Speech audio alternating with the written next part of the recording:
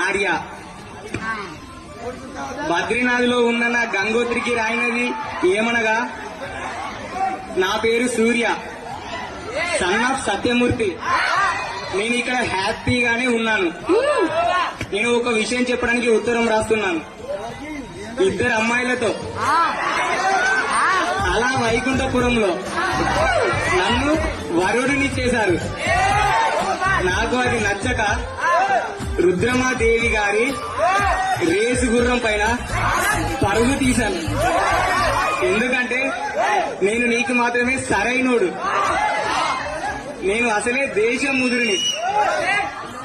ఎవడు చెప్పినా నేను వినను. నేను ఏది చెప్పితే అదే వేదం.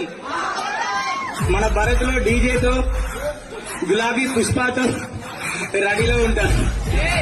Thank you.